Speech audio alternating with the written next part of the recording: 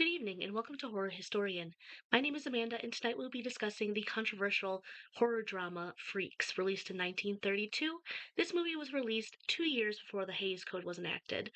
So it imposed uh restrict strict restrictions on storytelling for the next 30 years.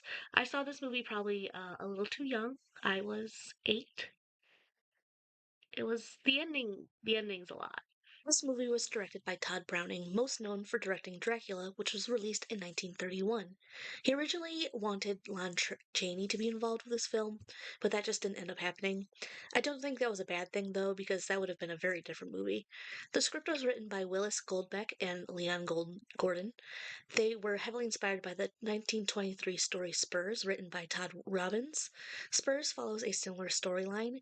A dwarf performer falls in love with an able bodied circus artist who ultimately betrays him as she gets into a relationship with an able bodied man.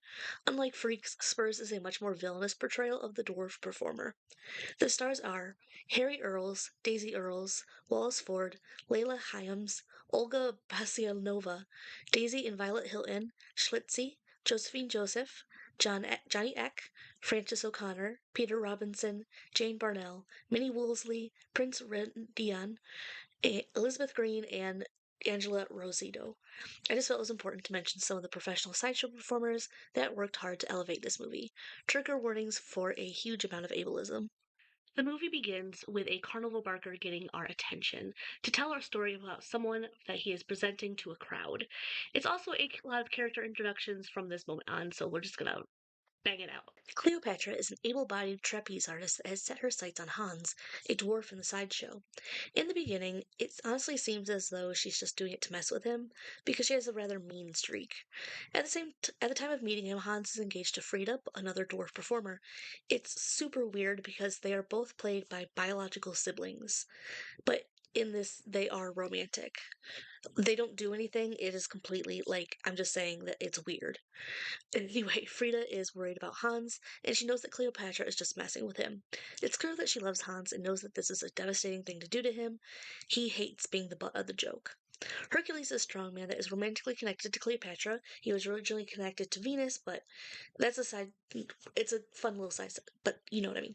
Anyway, um, he is happy to support her plan to kill Hans and steal his fortune. He mocks pretty much everyone that he interacts with, especially the sideshow performers. There are some decent people like Venus, Roscoe, and Frozo. They're all able bodied performers that treat the sideshow performers like people, and some are actually kind of like close friends with them. Although she has a small part, Madame Trelawney takes care of the more intellectually disabled members of the sideshow, like Schlitzie.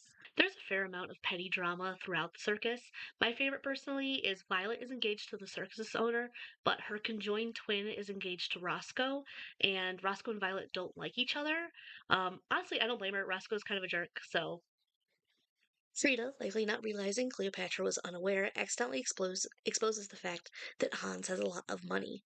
This pushes Cleopatra to convince Hans to marry her. It doesn't take a lot of effort. Like, literally, the next scene is the reception of Hans and Cleopatra's wedding. Cleopatra is drunk and makes out with Hercules in front of everyone, something that Hans obviously gets pissed off about. He almost comes to the correct conclusion that Cleopatra and Hercules are making a joke out of him. Cleopatra is really about the money, and she is repulsed by all the disabled people. She throws her drink at them when they start a chant to accept her into their community. She is an honorary member of the group because she is married into it. But Cleopatra is a bitch, and she is really upset about this welcome, especially when Hercules laughs at her. She kicks the entire group out of the reception and humiliates Hans by having him ride around on her shoulders. That night, Hans expresses the pain that he's going to feel in divorce court and the concern he has that he'll be laughed out of the room. I'm not entirely sure how long Hans has been being poisoned, but he realizes the medicine that he has been fed is not what he was originally led to believe. Unknown to Cleopatra, but the other freaks have been keeping an eye on the situation. It all comes to a head one stormy night.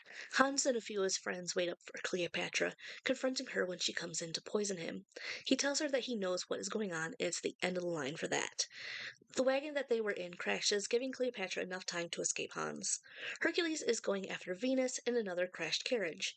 She is a sea lion tamer, and she warned Hercules that she knows what they're doing and is going to go to the police. She isn't alone, thankfully. Foros, a clown, is also her boyfriend, and they are able to fight him off, at least until the freaks come in to deal with him. From what we find out later, he was turned into a castrato. Kind of, you need to do the castration of a castrato before puberty so that they get that high pitched voice, but I also understand it's hard to explain the whole kit and caboodle in 1932. As much as she may try, there is no escaping for Cleopatra. The freaks have. Okay. 5. As much as she may try, there is really no escape for Cleopatra. The freaks that she has insulted for the entire movie are coming for her. There's nowhere for her to run, and there's too many of them to fight. We end the flashback with her screaming. We are then brought back to the carnival barker, somewhere where we finally find out what is left of Cleopatra. She has been mutilated by being turned into a human duck. An eye was removed, her tongue was removed, her legs were cut off, her hands were burned, and she was tarred and feathered. Based on her behavior, it's clear that she has lost her mind as well. Hans and Frida have a meeting in Hans's enormous mansion. He's dealing with what happened that night. Not just that Cleopatra was trying to kill him, but what ended up happening to her and Hercules. His sense of justice didn't go quite as far as the other freaks pushed it. He pretty much just wanted to stop being poisoned. There's a hope for the two of them. Frida and Hans trust each other a great deal, and you're left feeling that while everything might not have gone to hell, they still might have a chance. This movie is extremely iconic, even if it was heavily censored when it was released. We actually lost a ton of shots that were cut, unfortunately. We lost, I guess, we lost the freaks attacking Cleopatra, like actually like getting hands on her, and Hercules being castrated, and a scene with the both of them at the end of the movie. Like, Hercules just kind of like ceases to exist after his scene with the freaks. People did not like this movie when it came out. The monsters of this movie are not those that are different from the viewer. The monsters of this movie are the two able bodied people that manipulate and abuse people that are already being put on display for their disabilities. And while today's standards would not describe the ending as particularly gruesome, I can't imagine what the audience thought of it. I mean, they can't. It was basically put in a box and kicked under the bed. If it wasn't for the 1960s and the counterculture movements, it probably would have remained that way. It's particularly upsetting when you consider that disabled performers did really good. A few of them were able to display their performance talents, and honestly, Daisy Earles was incredibly endearing as Freda. She passed away in the 1980s, so I do hope she was able to see the appreciation for her film work. This was a really good movie, and probably one of Browning's best pieces of work. It's not an outright horror movie, but it can be pretty unsettling. Thanks for watching. I hope you enjoyed this video. Would I survive this? Yes. I'm simply not an asshole like that.